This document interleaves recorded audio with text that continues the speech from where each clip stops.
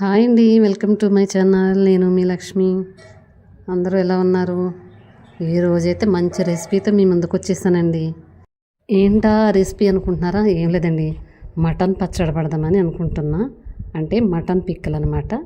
దానికైతే నేను ఇంటికి ఏమేం కావాలో చూసేద్దాం. యాలక్కాయలు, దాచిన చెక్క, మిరియాలు, లవంగాలు, ధనియాలు, మెంతులు, ఆవాలు, జీలకర్ర, అలాగే 2 బిర్యానీ ఆకులు కూడా తీసుకుని వాటిని ఇలా చిన్న ముక్కలుగా కట్ చేసుకుని వాటితో పాటు ఇందులో వేసి ఇలా ఫ్రై అయ్యే వరకు ఫ్రై చేసుకుని సరిపోతుందండి, ఆయిల్ వేయకుండా. ఇవి ఏంటంటే ముందే వేపుని పెట్టుకుంటే చాలా టేస్టీగా ఉంటుంది అనమాట. అలాగే కారం బదులు నేనైతే ఎండుమిర్చి వేసి వీటిని కూడా వేపేసుకుంటున్నా. ఇవన్నీ చక్కగా ప్లేట్లో పోసేసుకుని ఒక 5 నిమిషాలు బాగా చల్లారే వరకు ఉంచుకుంటే సరిపోద్ది. అవి చల్లారేలోపు మనం మటన్ ప్రిపేర్ చేద్దాం. అలాగే నేను 1/2 కిలో మటన్ తీసుకుని నీట్గా కడిగేసి పెట్టేసుకున్నానండి. చిన్న చిన్న ముక్కలు, ఈ సైజు ముక్కలే సరిపోతుంది, మరి పెద్దగా అవసరం లేదు. ఈ మీడియం సైజు ముక్కలే సరిపోతుంది. కాస్త పసుపు వేసుకుని కొంచెం వాటర్ పోసి, ఇది కుక్కర్లోనైనా పెట్టుకోవచ్చు లేదా బౌల్లోనైనా మిక్సీ పెట్టుకోవచ్చు.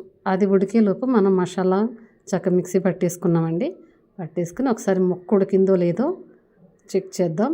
ఇలాగైనా మీకు కొంచెం టైం పడుద్ది అనుకుంటే కుక్కర్లో ఉడకబెట్టేసుకోవచ్చు అనమాట. కుక్కర్లో అయితే కొంచెం ఫాస్ట్గా అయిపోద్ది. నేను కుక్కర్లో పెట్టకుండా ఇలా చేస్తున్నా. అలాగే ముక్క అయితే ఉడికిపోయిందండి. చూడండి, ఇలా ఉంటే సరిపోద్దండి ముక్క. మనం పచ్చడి పట్టాక కూడా నిలవున్న ముక్క పాడవకుండా ఉంటుంది. మాత్రం ఇలా ఉడికితే సరిపోతుంది. ఆయిల్ అనేది కూడా మనం మటన్ బట్టి మనం ఆయిల్ తీసుకోవాలండి. ఎక్కువ మటన్ ఉందనుకోండి, అప్పుడు కొంచెం ఆయిల్ ఎక్కువ అన్నది యాడ్ చేసుకొని సరిపోద్ది. మనకు 1/2 కిలోనే కాబట్టి అవి ఉడికి మొత్తం రెడీ అయ్యేటప్పటికి ఇంత అవుతుంది కాబట్టి నాకు తెలిసి ఒక 100 గ్రాముల నూనె సరిపోతుంది. ఎక్కువ కూడా అవసరం లేదు. అలా చూసారా ఎంత మంచి కలర్ఫుల్గా వచ్చిందో?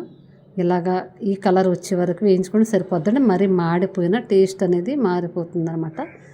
ఇంకా ఈ మటన్ ముక్కలన్నీ తీసి పక్కన పెట్టేసి ఇదే ఆయిల్లో మనం అల్లం వెల్లుల్లి పేస్ట్ చక్కగా మిక్సీ పట్టేసుకుని అది మొత్తం ఇది ఫ్రై అయ్యే వరకు ఈ ఆయిల్లో వేసుకుని తిప్పుకోవాలన్నమాట. చాలా ఈజీగా కూడా అయిపోతుంది. అలాగే మనం ఆడిపెట్టుకున్నాం కదా మసాలా, అది కారం కూడా ఇందులోనే యాడ్ అయిపోయింది. కానీ నేను లాస్ట్లో కూడా కొంచెం వేస్తాను, ఎందుకంటే ఇవి ఎండుమిరగాయలు కాస్త తక్కువ వేసాను. అందు గురించి అది కారం ఎక్కువ తినేవాళ్ళు కాస్త కారం కూడా వేసుకుంటే సరిపోతుంది.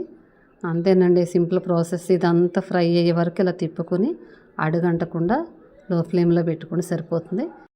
నేనైతే కరివేపాకు కూడా వేస్తున్నాను.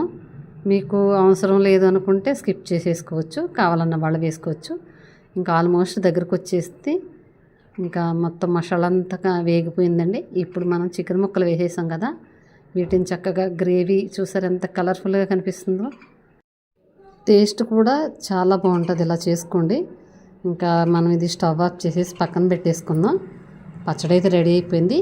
కాకపోతే ఇంకొకటి ఉందండి, ఇది బాగా చల్లారిపోయాక ఈ మటన్ తగ్గట్టు ఒక మీడియం సైజు నిమ్మకాయ రసం తీసి పక్కన పెట్టుకుని ఈ పచ్చడి అన్నది బాగా చల్లారిపోయాక ఇది కాస్త కలుపుకుంటే ఆ పులుపు అన్నది మటన్ ముక్కకు పట్టి చాలా అంటే చాలా టేస్టీగా ఉంటుంది. నాకైతే ఎప్పుడెప్పుడు తిందామనిపించేసింది. అంత బాగుంది. ఆ ఫ్లేవర్ కానీ స్మెల్ కానీ ఇప్పుడెప్పుడు రైస్లో వేసుకుని తిందామనిపిస్తుంది. మీకు నచ్చిందా? నచ్చితే మాత్రం ఒక లైక్ చేయండి. మటన్ పచ్చడి ఎలా వచ్చిందో, మీకు ఎలా అనిపించింది అన్నది మాత్రం కామెంట్ చేయండి. మరిన్ని వెరైటీ రెసిపీతో మీ ముందుకు వస్తాను. ఉంటానండి. బాయ్.